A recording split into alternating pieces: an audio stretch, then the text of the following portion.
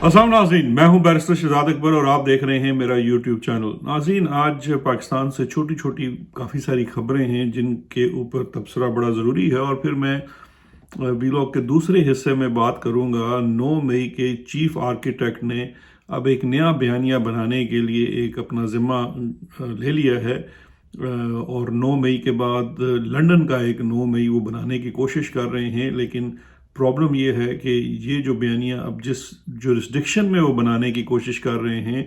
वो असल में उनकी दस्तरस से बाहर है, और यहाँ पे वो बुरी तरह से एक्सपोज होने वाला है। उसके ऊपर थोड़ी देर में आते हैं, लेकिन पहले आज कुछ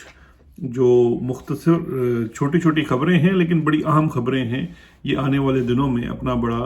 रोल अदा करेंगी। पहली खबर तो जेल से इमरान खान साहब की आज भी मुलाकात हुई लोगों से, कल भी मुलाकात हुई, कल बुशरा बीबी से मुलाकात हुई। जिस तरह से मैंने बताया कि इस वक्त बहुत सारी चीज़ें हो रही हैं वहाँ पे, लेकिन सहाफ़ियों को रिपोर्ट फाइल करने की इजाज़त नहीं है, इसलिए तवातर के साथ हमारे पास खबरें भी आम आवाम के पास नहीं पहुँच रही। वहाँ जो साफ़ी जाते हैं वो चूँकि बाकायदा तौर पर रिपोर्ट फाइल नहीं करते हैं, लेकिन बात वो निकाल देते हैं, तो लेकिन वो बात फिर गैर मुसद्दका हो जाती है अगर वो फाइल नहीं हुई या किसी जगह नहीं आई। लेकिन बहरकैफ कुछ खबरें हैं हमारे पास, वो आपसे शेयर करते हैं। खान साहब जो हैं उनसे आज भी बात हुई, और उन्होंने बाकायदा तौर पर उनसे डील के बारे में भी कुछ सहाफ़ियों ने पूछा कि जनाब बुशरा बीबी की जो रिहाई है क्या वो किसी डील का नतीजा है, और इमरान खान साहब ने वो बात यकसर रिजेक्ट कर दी, और उन्होंने कहा कि अगर ये डील ही करनी होती तो फिर ये 8-9 माह मेरी बीवी जो है वो जेल उसको क्यों देखनी पड़ी, अडयाला में उसने कैदोबंद की सोहबतें क्यों बर्दाश्त की, और जिस तरह का उनके साथ जुल्म और सलूक रखा गया, तो ये तो फिर बहुत अरसा पहले डील कर लेते। तो खान साहब ने ऐसी किसी भी चीज़ का कोई जो तासुर है उसको वो बुरी तरह से रिजेक्ट कर दिया है।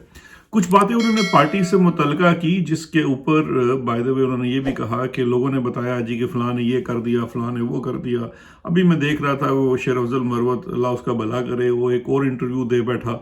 कि जनाब मैंने जान के वोट नहीं दिया, और सुप्रीम कोर्ट के जो बार के इलेक्शन से उसके अंदर और पार्टी के बरखिलाफ वो एक किस्म से गए। तो अब ये वो अननेसेसरी इंटरव्यू था, कुछ चीज़ें जो हैं वो कहने वाली नहीं होती, और उसके ऊपर फिर सलमान अकरम राजा साहब का भी कहा कि उनको डिसिप्लिन करने की ज़रूरत है। तो ऐसी ही चीज़ों के ऊपर इमरान खान साहब का ये कहना था कि फ़िल वक्त उन्होंने फैसला किया है कि पार्टी में जो मुख्तलिफ ओहदे हैं उन्हें फ़िलहाल नहीं छेड़ा जाएगा, और ये बात उन्होंने बात के लिए रख दी। मुझे लगता ही है कि खान साहब अब एक दफ़ा ही जिसे कहते हैं वो बड़ा झटका देंगे खुद जेल में आने से बाद। वो जेल से कब बाहर आ रहे हैं इसका अभी हम कुछ नहीं कह सकते, लेकिन कल मेरे नाम से मंसूब करके कुछ लोग ये खबरें चलाते रहे कि इमरान खान साहब बस कुछ दिनों में बाहर आने वाले हैं और रिहा होने वाले हैं। मैंने ऐसी कभी बात नहीं की, मैंने सिर्फ ये कहा है कि इमरान खान साहब की रिहाई उसी वक्त होगी जब इमरान खान साहब खुद चाहेंगे, और उनकी रिहाई जो है वो कानूनी तौर पर तो बहुत अरसा पहले हो जानी चाहिए थी, लेकिन अभी भी जो रिहाई है वो किसी के जुल्म की वो दास्तान है, और अभी वो जुल्म जारी रहेगी क्योंकि इमरान खान ने उनके साथ डील नहीं करनी और उनकी टर्म्स के ऊपर नहीं आना है। तो लिहाजा मुझसे वो जो मनसूब खबरें कुछ सोशल मीडिया पे मेरा नाम लिख के चलाई जा रही थी वो ज़रा गलत है, मैंने कहा वो भी आप लोगों को बता दें। दूसरा ये है कि इमरान खान साहब की जवेलियाँ हैं वो वापस लाहौर अपनी रिहाइशगाह पे जा चुकी हैं, और आज उनकी पेशी थी, वो नहीं आ सकी अपनी पेशी के ऊपर, और जज की जानिब से भी एक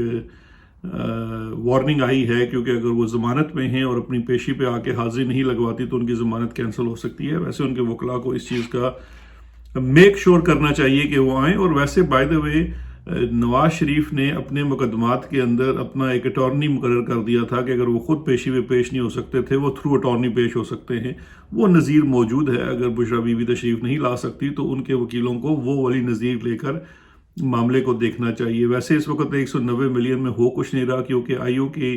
क्रॉस एग्जामिनेशन के बाद वो केस तो तकरीबन तबाह बर्बाद हो चुका है। अच्छा, अब दूसरी सूरत हाल की तरफ आते हैं। एक और बड़ी अहम खबर है इस्लामाबाद से, वो है जनाब चीनी सफ़ीर का एक दिन पहले एक बयान आया है जो बड़ा तशवीशनाक है, जिसमें चीनी सफ़ीर ने किसी थिंक टैंक में शायद बात करते हुए या किसी और जगह उन्होंने ये बात की बड़ा खुल कर कि पाकिस्तान उनको प्रॉपर सिक्योरिटी चाइनीज़ को मुहैया नहीं कर रहा। ये एक बहुत बड़ा इशू ऑफ कंसर्न है। देखिए, पाकिस्तान के चाइना के साथ बड़े स्ट्रेटिजिक नोयत के ताल्लुकात हैं। چائنا کے جو پاکستان اور ہمارے ملک کے بارے میں تاثرات ہیں وہ دیگر تمام ممالک سے بہت مختلف ہیں. میں دنیا کے بہت ملکوں میں گھوما ہوں، آفیشلی بھی اور ویسے سیر کرنے کی غرض سے بھی، اور یقین جانیے جو چائنیز چاہے گورنمنٹ ہے یا عوام ہے، ان کے دلوں میں جو پاکستان کے لیے عزت ہے اور پاکستان کے لیے وہ جو ہمدردی رکھتے ہیں، it is more then strategic. اب ہمارے جو اس وقت ناعاقبت اندیش قسم کے حکمران ہیں کہ وہ مطلب عجیب و غریب لوگوں کو بڑے بڑے عہدے مل چکے ہیں. جو گورنر ہے وہ کوئی حوالدار کے عہدے سے اوپر کا مستحق نہیں تھا، کوئی وزیر ہے تو وہ مطلب وہ کسی چینل کا پروڈیوسر تھا تو اس وقت وہ بڑا وزیر. تو خیر اس طرح کے لوگوں نے جو ملکی سطح کی چیزیں ہیں ان کو بری طرح سے متاثر کرنا شروع کر دیا ہے. چین کے سفیر کی جانب سے یہ شکایت پبلکلی کرنا ایک بہت بڑا الارم ہے حکومت کے لیے، اور بجائے اس کے کہ حکومت اس کے اوپر سر جوڑ کر بیٹھتی اور چائنیز سفیر سے بیٹھ کر اور چائنیز گورنمنٹ سے بات کرتی کہ ان کو اسپیشلی یہاں پہ کردار ادا کرنا چاہیے فوج کو، کہ چائنیز کے کون سے ایسے کنسرنز ہیں جہاں ان کو لگتا ہے کہ پاکستان، دیکھیے واقعات تو ہو سکتے ہیں، دہشت گردی کے واقعات بھی ہو سکتے ہیں، اور چاہے آپ کی فول پروف سیکیورٹی کیوں نہ ہو پھر بھی واقعات ہو سکتے ہیں، میں یہ سمجھتا ہوں. لیکن اگر دوسرے ملک کا سفیر، اور وہ بھی چائنا کا سفیر، اگر پبلکلی یہ کہے کہ ان کو سیکیورٹی پراپر نہیں دی جا رہی، تو پھر یہ ایک بہت بڑا ایشو آف کنسرن ہے. ہماری حکومت کے لیے بھی ہونا چاہیے، ہماری آرم فورسز کے لیے بھی ہونا چاہیے، ہماری انٹیلیجنس ایجنسیز کے لیے بھی ہونا چاہیے. اب پرابلم یہ ہے کہ یہ تین لوگ اس وقت صرف اور صرف ایک کام کر رہے ہیں. وہ نہ ہی ملکی سلامتی کے لیے کام کر رہے ہیں، نہ ہمارے ملک میں موجود غیر ملکی اسپیشلی جو سفراء ہیں، جس میں اسپیشلی ہمارے اسٹریٹجک پارٹنرز چائنا جیسے ہیں، ان کی حفاظت کے لیے کچھ کر رہے ہیں، اور نہ ہی اپنے شہریوں کے لیے اور امن امان کے لیے کچھ کر رہے ہیں. اس وقت ان تینوں کا، چاہے وہ ہماری افواج کے لوگ ہیں، ایجنسیوں کے لوگ ہیں، حکومت ہے، سب کا اس وقت ٹارگٹ صرف محض اور محض پاکستان تحریک انصاف، اس کا ورکر، اس سے ہمدردی رکھنے والا، social media activist, civil society کا بندہ، یہ لوگ اس وقت ان کا ٹارگٹ ہیں، اور اس کے سوا وہ کچھ دیکھ اور سوچ ہی نہیں رہے، جس کی وجہ سے آج سچویشن یہاں پر آ گئی ہے کہ چائنا کا سفیر جو ہے وہ پبلکلی شکایت کرنے پہ مجبور ہے. اور اچھا، اس سے بھی سبق سیکھنے کی بجائے پھر ہوا یہ کہ چائنیز سفیر کے اوپر ایک انہوں نے فورن آفس نے ایک بڑا سخت بیان بھی جاری کر دیا، جو کہ بڑا ہی میں سمجھتا ہوں irresponsible بیہیویئر ہے. بلکہ پہلے ایک اور صحافی ہیں انس ملک، انہوں نے یہ سٹوری بھی فائل کی کہ چائنیز سفیر کو بلا کر کوئی ایمبیسی میں فورن آفس میں تنبیہ بھی کی گئی. پھر بعد میں وہ بیان بھی شاید وڈرا کر لیا گیا، لیکن جو سٹیٹمنٹ فورن آفس کی جانب سے آئی ہے چائنیز سفیر کے بات کے اوپر، وہ بھی کافی پریشان کن ہے، کیونکہ اس سے تعلقات خراب ہوں گے. بجائے اس کے، دیکھیے یہ چائنیز سفیر کے کرنے کی بات نہیں ہے. آپ کے اپنے ملک کے شہری، آپ کے فیڈرل کیپٹل کے اندر اس وقت کوئی کسی قسم کا حفاظت کا بندوبست نہیں ہے. اس وقت پچھلے ایک ہفتے سے اسلام آباد میں ایک شخص جو ہے وہ 4 سے 5 وارداتیں بینکوں کے ساتھ کر چکا ہے، اور اسلام آباد پولیس ابھی تک اس کی شناخت کرنے سے موقوف ہے. اس کے ساتھ ساتھ اب نئی خبر آئی ہے کہ کوئی ایک اسلحہ بھی مزید چوری کر لیا گیا ہے سرکاری، وہ بھی اسلام آباد فیڈرل کیپٹل سے. تو یہ صورتحال ہے. اور پاکستان کا جو وزیر داخلہ ہے، بائی دی وے، جس کی جورسڈکشن محض اسلام آباد فیڈرل کیپٹل سے باہر نہیں ہے، کیونکہ وزیر داخلہ کی نہ پنجاب میں کوئی جورسڈکشن ہے، نہ سندھ میں، نہ کے پی میں، نہ بلوچستان میں. اور 18ویں ترمیم کے بعد تو جو وزیر داخلہ ہے اس کے ذمے جو امن امان یا جو چیزیں ہیں وہ محض اسلام آباد کی ہیں، اور اسلام آباد ایک چھوٹا سا شہر ہے. اس شہر کی وہ حفاظت نہیں کر سکتا ہے. اس شہر میں امنا کا یہ پوزیشن ہے کہ چائنیز سفیر جو ہے وہ شکایت کر رہا ہے. لوگ شہر کے اندر بندوقیں لے کر دندناتے پھر رہے ہیں، اور جہاں پہ ابھی آپ کا چائنیز امبیسڈر شکایت کر رہا ہے، یہاں پہ سینکڑوں ڈپلومیٹس رہتے ہیں اسلام آباد کے اندر. اور اس طرح سے اگر اسلام آباد میں لا قانونیت ہے اور لوگ بندوقیں اور کلاشنکوفیں لے کے پھر کے لوگوں کو لوٹ رہے ہیں، یہ واقعہ کل کسی ڈپلومیٹ کے ساتھ بھی پیش آ سکتا ہے. اب بجائے اس کے کہ پاکستان کا یہ ہونہار وزیر داخلہ اس چیز کے اوپر فوکس کرے، وہ کس چیز پہ فوکس کر رہا ہے؟ وہ ایک اور 9 مئی کا جھوٹا بیانیہ گھڑنے میں مصروف ہے. اور وہ 9 مئی کا جھوٹا بیانیہ کیا ہے؟ क्योंकि याद रखिए कि 9 मई के बयानिया बनाने का चीफ आर्किटेक्ट भी उस वक्त का पंजाब का care taker chief minister Mohsin Naqvi था, और उसके हमनवा जो पुलिस वाले लोग थे वहाँ मौजूद थे, आईजी पंजाब था और दीगर लोग थे। उन्होंने अपनी मीडिया की ताकत, पैसा, कनेक्शन इस्तेमाल करके 9 मई का, और फिर जाहिर बात है फौज का असर, फौज का पूरा बैकिंग, फौज को भी राह दिखाने वाले यही है ना, और क्या यूटिलिटी है मोहसिन नकवी की जनरल आसिम मुनीर साहब के लिए? यही यूटिलिटी है कि नया कोई रोज़ कोई नया चूरन बेचते हैं, कोई नई साजिश करते हैं कि जी ये कर देते हैं, वो कर देते हैं, बच्चों का खेल बनाया हुआ है। कभी एक झूठा बयानिया, अब 9 मई से बड़ा कोई झूठा बयानिया हो सकता था? एक वाकया हुआ, उसमें प्रोटेस्ट हुए, कुछ प्रोटेस्ट जो थे वो आउट ऑफ प्रोपोर्शन हो गए, वो एक लॉ इन्फोर्समेंट का इशू होना चाहिए था और उसको लॉ इन्फोर्समेंट के इशू से डील करना चाहिए था। लेकिन चूंकि मकसद ये था कि पाकिस्तान तहरीक इंसाफ को टारगेट करना है, ख़त्म करना है, और ये टास्क मोहसिन नकवी ने और उसके हवारी जो पुलिस वाले या बाकी लोग इन्होंने अपने लिए लेना था। उन्होंने फौज वगैरह को ये टास्क बना के दे दिया कि जनाब हम देखिए ये तो 9 मई का हम बयानिया बनाते हैं, ये फौज के ऊपर हमला है वगैरह वगैरह, और वो करके उस एक वाक़े को आउट ऑफ प्रोपोर्शन प्रोजेक्ट करके एक ऐसी चीज़ बनाएगी कि जैसे पाकिस्तान की जो है बुनियादें हिल गई उस वाक़े से। बुनियादें उनसे नहीं हिली, बुनियादें उन ह्यूमन राइट्स वायलेशन से हिली जो फिर इन लोगों ने फौज के नाम पे उनके साथ मिलकर, आईएसआई के लोगों के साथ मिलकर पूरे मुल्क में लोगों के साथ की। क्योंकि फिर आप एक ऐसे सिनेरियो में घुस गए, एक ऐसी सिचुएशन में घुस गए जहां पे आपके लिए फिर एक किस्म का आप अपनी आवाम के खिलाफ जो है वो सफ आरा हो गए। आप अपनी वो आवाम जो कल तक आपके गुन गाती थी, specially central Punjab, central Pakistan, जिसमें मैं पेशावर की वैली भी कहता हूँ, मैं चारसदा, मर्दान, स्वाबी ये इलाके भी कहता हूँ, पूरा जो सिंध का एरिया आता है दरियाए सिंध वाला, फिर उसके बाद पंजाब, जीटी रोड बेल्ट,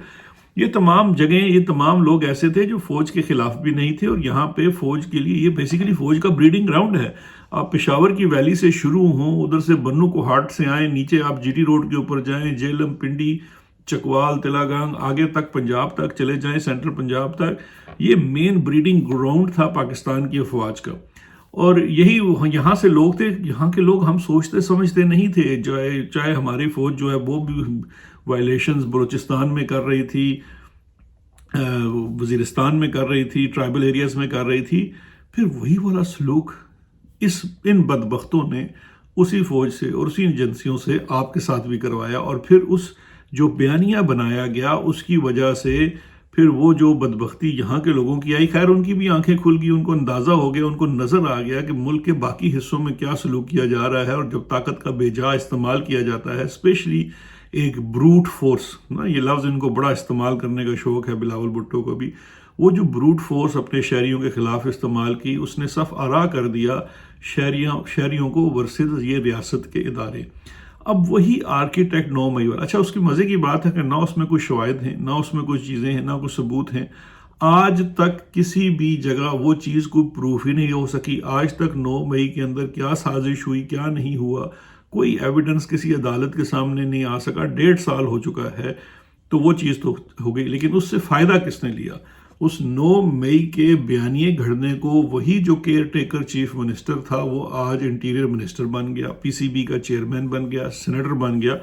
फ़ायदा हुआ, ज़ाती फ़ायदे हुए, कोई मुल्की सतह पर फ़ायदा नहीं हो सका, बल्कि मुल्की सतह पे एक बहुत बड़ा नुकसान हुआ कि फ़ौज और आपके शहरियों के माबैन वो जो गैप मौजूद था पहले से, वो मज़ीद बढ़ गया। होना ये चाहिए था कि इस गैप को कवर किया जाए। फौज के साथ जो लोग बैठते हैं उनको समझाना चाहिए कि आपका शहरी के साथ एक बड़ा नाजुक किस्म का रिलेशन होता है, और उस रिलेशन में जो जिस किस्म की महरूमियां हैं, जो शिकायतें हैं, उनका अजाला किया जाए, ताकि ये आपके अपने ही शहरी हैं। फौज मुल्क से बाहर लड़ती है, अपने अंदर लोगों से नहीं लड़ती। तो वो करने की बजाय उनको एक किस्म का एगॉन किया गया अपने ही शहरियों के खिलाफ। अच्छा, अब वही वाली जहनीत, वही वाली सोच और वही वाले किरदार अब इसी किस्म का एक बयानिया घड़ने की यहाँ बरतानिया, लंदन में कोशिश कर रहे हैं। अब वो वाकया क्या हुआ कि जनाब काजी शुतुरमुर्ग साहब लंदन तशरीफ़ लाए हुए थे, वो مڈل ٹیمپل جا رہے تھے، وہاں ہزاروں کی تعداد میں لوگوں نے پہلے مڈل ٹیمپل کو لکھا بھی اس شخص کے بارے میں کہ اس کا بطور چیف جسٹس کیا سلوک رہا ہے اور کیا کرائٹیریا رہا ہے، اور پھر سب سے بڑی بات اس کی ریٹائرمنٹ کے وقت سینئر پیونی جج کا لکھا ہوا خط اس کے بارے میں ایک خود منہ بولتا ثبوت تھا، وہ بھی خیر سارا کنوے کیا گیا۔ بہرکیف وہ صاحب تشریف لائے ہائی کمیشن کی گاڑی میں، وہاں پہ ان کو بھیجا گیا، پیچھے پولیس کی گاڑی بھی تھی، لوگوں نے باہر احتجاج کیا، پھر کچھ لوگ وہاں کھڑے رہے، رات 10:15 10:30 بجے جب قاضی فیضی صاحب باہر نکلا، وہ پھر انہوں نے نعرے بازی کی، قاضی فیضی صاحب نے اپنا منہ چھپایا ہوا تھا اور وہ نعرے بازی کی، گاڑی کو روکنے کی کوشش کی، اس پہ بھی نعرے بازی ہوئی، کچھ لوگوں نے شاید سخت زبان بھی استعمال کی ہوگی، لیکن وہ سخت زبان جو ہے وہ اصل میں قاضی فیضی صاحب کے رواں رکھے جانے والے سلوک کی وجہ سے ہے، جو اس نے پاکستان میں شہریوں، وکلاء اور باقی لوگوں کے ساتھ جاری رکھا۔ لوگوں کے بڑے شدید جذبات تھے اس کے لیے۔ خیر وہ صاحب اس کے بعد روانہ ہو گئے۔ اچھا، جب وہ روانہ ہو گئے تو پہلے تو 12 گھنٹے یہی ہوا کہ وہاں پہ احتجاج ہوا، قاضی فیضی صاحب منہ چھپا کے بیٹھا ہوا تھا، اور جناب وہ لوگوں نے بڑی بری باتیں بھی ان کو کہی جب وہ جا رہے تھے۔ 12 گھنٹے بعد اچانک جناب خبر آئی کہ بھائی برطانیہ میں پاکستانی ہائی کمیشن کی گاڑی کے اوپر حملہ ہو گیا اور یہ قاضی کی جان کے اوپر حملہ تھا۔ پہلے 12 گھنٹے کہیں یہ خبر نہیں تھی۔ پھر جب اچانک محسن نقوی صاحب جاگے تو انہوں نے ایک نیا نیریٹو، اپنی پرانی فلم جو انہوں نے 9 مئی کی چلائی تھی وہی اٹھا کر انہوں نے یہاں چسپاں کرنے کی کوشش کی، اور وہ بیانیہ گھڑا کہ جناب یہاں پہ یہ ہوا۔ اور پھر اس کے بعد ISI اور فوج کے جو ISPR نے تمام اپنے جو صحافی ہیں، اینکرز ہیں، کچھ جسے کہتے ہیں نا وہ خود کچھ دل سے ان کے ساتھ ہیں، کچھ پیٹ کے ساتھ ہیں، اور کچھ کو لات مار کے ساتھ کیا ہوا، ان سب کو چابی گھما کر بار بار یہ بیانیہ بنانے کی کوشش کی گئی اور یہ کہلوانے کی کوشش کی گئی کہ دیکھیے جی کتنی بری حرکت ہوئی، اس کی مذمت کرنی چاہیے تحریک انصاف کو۔ یاد رکھیے یہ بالکل وہی مطالبہ ہے جو 9 مئی کے اوپر مطالبہ کیا گیا، یہاں بھی مطالبہ کیا جا رہا ہے جی کہ مذمت کرنی چاہیے۔ ویسے اس کا ایک جواب ایک اینکر کو تو بہت اچھا جو سیکرٹری انفارمیشن ہے تحریک انصاف کے، انہوں نے دیا، اور انہوں نے کہا کس بات کی مذمت کی جائے، ہم کیوں قاضی کے اوپر ہونے والے جو یہ احتجاج ہے اور لوگ اپنے جذبات کا اظہار کر رہے ہیں، پاکستان تحریک انصاف کیوں اس کی مذمت کرے؟ کیونکہ کیا آپ لوگوں نے کبھی ان چیزوں کی مذمت کی جو قاضی فیض عیسیٰ کے ہاتھوں 14 مہینے میں پاکستان میں ہوئی، جو سلوک اس نے اپنے بردر ججز کے ساتھ رواں رکھا؟ اسلام آباد ہائی کورٹ کے 6 ججز نے کیا نہیں لکھ کر بھیجا اس کو، اس کے اوپر اس کا ایک قلم نہیں ہلا۔ 1.5 سال اس نے شہید ارشد شریف کے کیس کو ہاتھ نہیں لگانے دیا، اس کو بالکل آگے فائل کو چلنے نہیں دیا۔ پھر اس کے دور میں بھی کل پرسوں کی بات ہے، 4 دن پہلے کی بات ہے، حاجی امتیاز کی جو ان کی بیوی ہیں وہ سب کے سامنے آئی، انہوں نے بتایا کہ کیا سلوک ان کے ساتھ پولیس نے کیا، اس کے اوپر یہ کیوں ہو رہا تھا، اس کی پروٹیکشن کون کر رہا تھا؟ اس کی پروٹیکشن قاضی فیض عیسیٰ کر رہا تھا۔ قاضی فیض عیسیٰ کے دور میں یاسمین راشد جیسی بزرگ parliamentarian, cancer patient, cancer survivor, وہ جیل کی چکی میں بیٹھی ہوئی ہے 9 مئی کی پاداش میں، نہ اس کا ٹرائل ہو رہا ہے، نہ اس کے اوپر چارج شیٹ ہو رہی ہے، اس کی ضمانت بھی نہیں ہو رہی۔ پاکستان کا قانون کہتا ہے کہ عورت کی ضمانت ہوگی، 1 سال سے زیادہ مرڈر کیس میں بھی عورت نہیں رہ سکتی اگر اس کا ٹرائل چل رہا ہو، لیکن یہاں پہ درجنوں خواتین جو ہیں پاکستان تحریک انصاف سے وابستہ، اور اسپیشلی یاسمین راشد جیسی بزرگ پارلیمنٹیرینز، ان کو قید کیا ہوا ہے۔ اور آپ ہمیں کہتے ہیں کہ ہم مذمت کریں قاضی فیض عیسیٰ کے اوپر ہونے والے احتجاج کے اوپر، یا اس کے اوپر جو سخت زبان استعمال کی گئی ہے۔ یہ سخت زبان لوگوں کے جذبات کی عکاسی کرتی ہے۔ اور مجھے ایک بات بتا دیجئے کہ جو وکلاء ہیں ان کو شرم نہیں آتی کہ مصطفین کاظمی، وہ ایک سینئر وکیل ہے، اس نے قاضی کو عدالت میں کھڑے ہو کر چیلنج کیا، جو بھی کیا، کس کو حق پہنچتا تھا کہ اس کے بعد اس کو گرفتار کیا جائے، اس کو ٹارچر کیا جائے؟ اور اب جو رپورٹ سامنے آ رہی ہیں کہ وہ مصطفین کاظمی کو کوئی راڈ سے مارا گیا ان کے سر کے اوپر، یا کیا ہوا جس کی وجہ سے ان کی یادداشت اور ذہنی حالت بھی ٹھیک نہیں ہے۔ یہ تمام چیزیں ایسی ہیں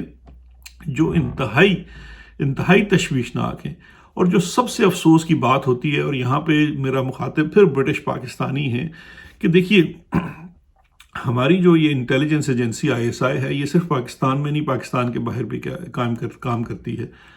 بڑا انفارچونیٹ ہے کہ پاکستان اوریجن کے کچھ، میں سب کی بات نہیں کر رہا، پاکستان اوریجن کہ کچھ برٹش ایم پیز وہ بھی جو ہیں وہ اس وقت آئی ایس آئی کی بہشت کے اوپر، ان کے کہنے کے اوپر ایک اس پروپیگنڈا کا حصہ بن رہے ہیں. ان کے انٹرویوز آ رہے ہیں. آپ لوگوں کا اسپیشلی جو ان کے کانسٹیٹوئنٹس ہیں، جو ان کی کانسٹیٹوئنسی سے ہیں، آپ کا فرض بنتا ہے کہ آپ ان سے سوال کریں کہ آپ نے پچھلے 1.5 سے 2 سال میں پاکستان میں ہونے والے جرائم، مظالم، جو لوگوں کے اوپر ظلم ہوئے ہیں، ان کے اوپر آپ نے کتنی آواز اٹھائی ہے. ایک بھی ان میں سے برٹش ایم پی نے کبھی برطانوی پارلیمنٹ کے اندر، اسپیشلی جو پاکستان تحریک انصاف سے وابستہ اوورسیز پاکستانی ہیں، برٹش پاکستانی ہیں، جن کو وہاں پہ بہت کچھ بھگتنا پڑتا ہے، ان میں سے کسی کے حق کے لیے انہوں نے آواز نہیں اٹھائی. اور آج برٹش پاکستان ہائی کمیشن میں بیٹھے ہوئے آئی ایس آئی کے ایل او لنک آفیسر کی ایما کے اوپر وہ جناب مختلف ٹی وی چینلز کو انٹرویو دے کر کہہ رہے ہیں کہ دیکھیے یہ جو اس ملک میں یہ نہیں ہونا چاہیے، ان کو ایسے احتجاج نہیں کرنا چاہیے. آپ اپنے ملک کے قانون کے خلاف بول رہے ہیں. اگر کسی نے بھی برٹش سوائل کے اوپر برٹش قانون کی خلاف ورزی کی ہے، اسپیشلی لندن میں احتجاج کرتے ہوئے، تو اس کے لیے یہاں پہ پورا آپشن موجود ہے. میٹروپولیٹن پولیس ہے، ادارے بیٹھے ہوئے ہیں. یہاں کی جورسڈکشن میں جب کوئی جرم ہوگا تو وہ اس کو اس طرح سے دیکھیں گے. آپ لوگ جو اس وقت، آپ کا کنسرن یہ نہیں ہونا چاہیے، آپ کا کنسرن ہونا چاہیے well being of British citizens of Pakistani origin, جن کو آج پاکستان کا وزیر داخلہ تھریٹن کر رہا ہے، دھمکی دے رہا ہے آف سیریس اللیگل کانسیکوینسز. جب وہ یہ کہتا ہے کہ ہم ان لوگوں کی نشاندہی کر کے ہم نے ان کی ویڈیوز بنا لی ہیں اور ہم ان کے خلاف پاکستان میں کیسز کریں گے، تو آپ برٹش پاکستانی ایم پیز کو یہ سوال کرنا چاہیے کہ بھائی ان کے اوپر تو پھر برطانیہ میں کیس ہونا چاہیے. آپ کی یہ جو دھمکی ہے کہ پاکستان کے اندر ان کے اوپر کیسز قائم کریں گے، تو پھر آپ کو یہ چیزیں بھی ہائی لائٹ کرنی چاہیے کہ پاکستان میں اس رجیم کے اندر جو کیسز فائل کر کے پھر ان کے رشتہ داروں کو اٹھایا جاتا ہے، ان کے گھروں پہ چھاپے مارے جاتے ہیں، ان کے فیملی ممبرز کو ہراساں کیا جاتا ہے، اٹھا کر لے جاتے ہیں، بلیک میل کیا جاتا ہے برٹش شہریوں کو. یہ تمام چیزیں آپ کو ہائی لائٹ کرنی چاہیے. اور جو برٹش اوریجن کے جو برٹش پاکستانیز، اوورسیز پاکستانیز ہیں، یہی جو لوگ یہ انٹرویو دے رہے ہیں، جو کہہ رہے ہیں کہ جناب یہ جو احتجاج ہوا غلط تھا، ان سے آپ لوگ سوال کریں کہ آپ لوگ اس وقت کہاں تھے، آپ نے کون سی آواز اٹھائی، ہمیں دکھائیے کہاں پہ آپ نے کنسرن شو کیا. جب اسی قاضی نے آپ کا الیکشن پاکستان کا چوری کیا، جب اسی قاضی نے مستفین کاظمی جیسے سینئر ایڈوکیٹ کو اٹھا کر پولیس کے حوالے کر کے ٹارچر کروایا، جب اسی قاضی نے ایک جرنلسٹ اسد طور کو اٹھوا کر اس پہ ٹارچر کروایا، جب اسی قاضی نے پاکستان میں عورتوں کو ملٹری کی حراست میں دیے رکھا، آج بھی لوگ ملٹری کی حراست میں ہیں. تو یہ سوال اس وقت آپ نے کیوں نہیں کیے؟ اب یہ سوال اب تمام برٹش پاکستانیز کو، اوورسیز پاکستانیز کو اپنے انہی ایم پیز سے جو پاکستانی اوریجن کے ہیں ان سے کرنا چاہیے. اور ہم یہ سوال ان سے کریں گے بھی اور کروائیں گے بھی. اپنا بہت خیال رکھیے گا. اسی کے ساتھ میں اجازت چاہوں گا. شکریہ اور خدا حافظ.